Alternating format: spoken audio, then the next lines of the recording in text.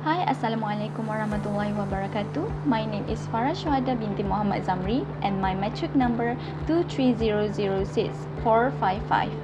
For today, I would like to talk about Islamic economic system.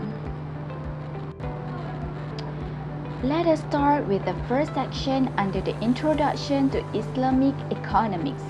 To start with, we need to first of all understand what Islam is all about. Islam in its literal sense means submission. Submission to what? Submission to the will of the Creator. And what is the will? It is basically a set of guidelines. And where are these guidelines? These guidelines have mentioned in Quran and Sunnah. Basically, Islam is a comprehensive system of life, meaning to say that it provides guidelines for the various phases of human life because economics is one of the important aspects of human life. Islam also provides very detailed guidelines with respect to the economic aspects of human life. Economics, as we understand, involves the activities related to production, distribution, and consumption of goods and services. So, there are certain clear guidelines with a reference to how these various phases of economics activities should be governed. Now, to start with, we need to understand the important sources from where these guidelines are derived. And one of the most important sources is Al-Quran. Al-Quran literally means recital. It is basically a divine book and word of Allah revealed as a final revelation for the guidance of mankind. So it was revealed to Prophet Muhammad, peace be upon him, who is Allah's final messenger and prophet. Quran contains 114 chapters and around more than 6,000 verses, and these verses are related to various aspects of human life. So it talks about marriage, it talks about divorce, it talks about inheritance, it talks about commerce, it talks about economics, and so on and so forth. But verses which are in a way directly related to economics, business, and commerce are around 80. So, what we mean to say is that the commercial aspect or the economic aspect are being dealt by around 80 verses in the Quran. Now, let us discuss about Sunnah. What is Sunnah? Sunnah is basically traditions of Prophet Muhammad, peace be upon him, that include his sayings, actions, and tacit approvals. Basically, Prophet Muhammad, peace be upon him, is the restorer of monotheistic faith with which Adam, Noah, Ibrahim, Musa, and Isa, and other prophets, peace be upon all of them, were sent. And these traditions attributed to Prophet Muhammad, peace be upon him, is known as hadith. The biographical analysis of those hadiths were collected and compiled in a series of books. There, Prophet Muhammad is considered as the final messenger from God. Now, let us discuss about Shariah. What is Shariah? Literally, the word Shariah means a part to the watering place, and from the technical and legal usage point of view, Shariah nothing but commands, prohibitions, guidance, and principles derived from the primary sources of Islam. And the primary sources of Islam are Quran and Sunnah. Now, Sharia broadly could be categorized into rituals and worship. So, guidelines and principles register rituals and worship. For example, transaction and contracts. For example, morals and manners, beliefs and than punishment? No, our focus is transaction and contracts. And this is called as an Arabic terminology used for guidelines with respect to transaction and contracts related to business in its mu'amalat. So, first of all, principles of Islamic economics. Islam provides guidelines for a comprehensive system of life, and it also provides guidelines on economics, business, and commerce. Islam gives a complete model of an economic system.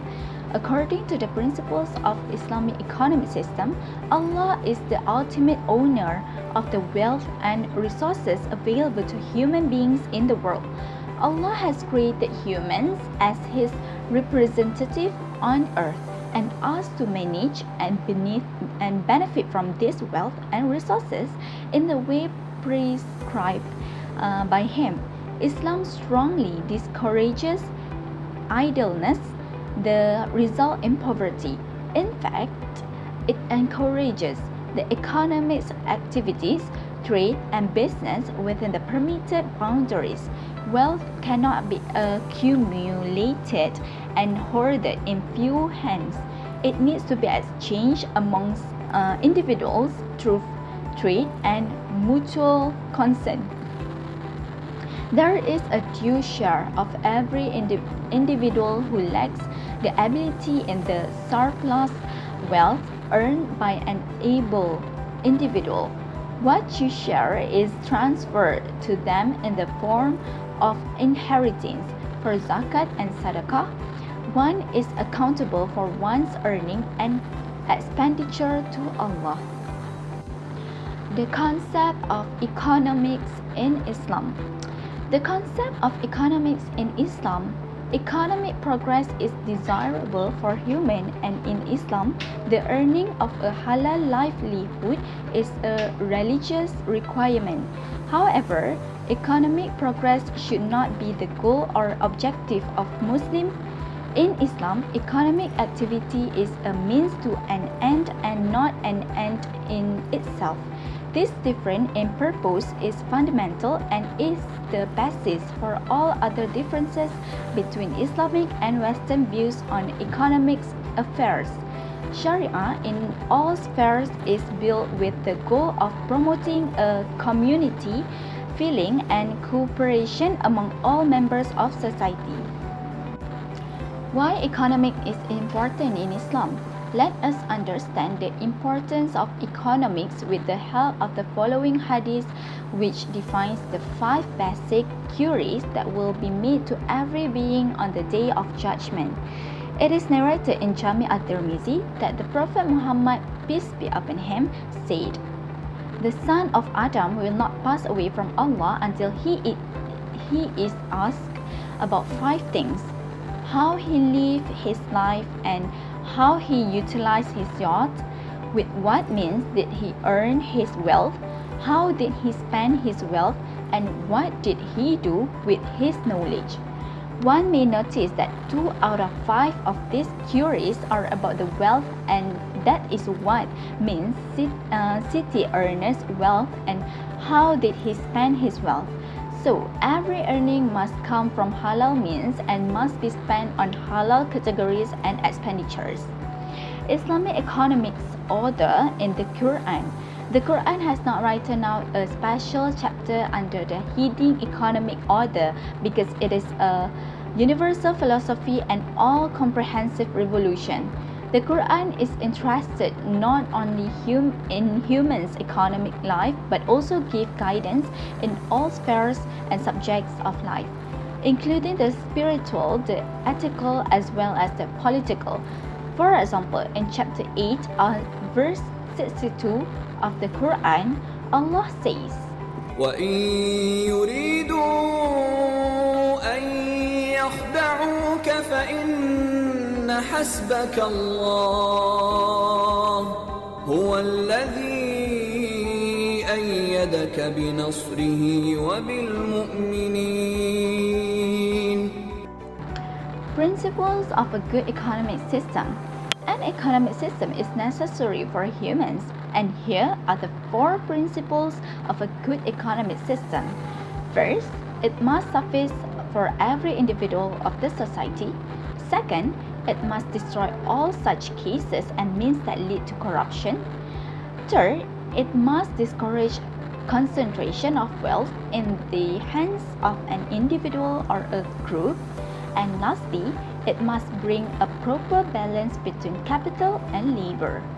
What makes an economic order good or bad? If an economic order is good or corrupt, it depends on whether the incentive and objectives are good or not. If the mind working behind it and incentives are corrupt, the order will be proportionately corrupt or vice versa. For example, in capitalism, only the rich get richer, while the rest of humanity remains in the squalor of poverty and misery.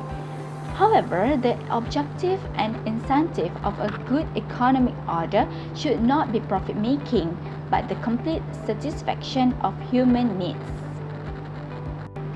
Key features of an Islamic economic order. Islamic economic order has the following key features. It satisfies the human needs of the individual and society. There are the largest possible number of earners who are encouraged to spend, and it includes all the good aspects of other economic systems. Islamic economic order in the light of the Quran.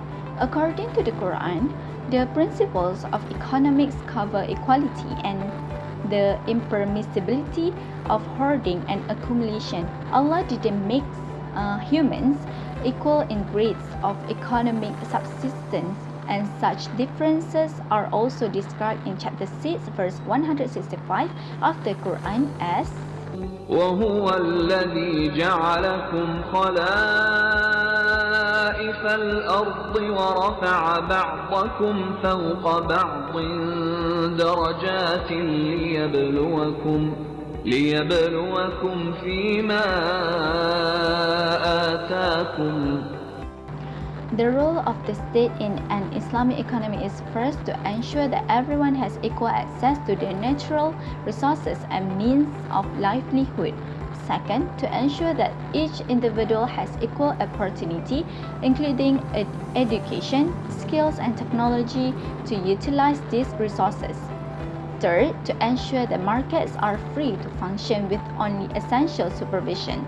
Fourth, to ensure that transfer takes place from those more able to those less able in accordance with the rules of the Shariah.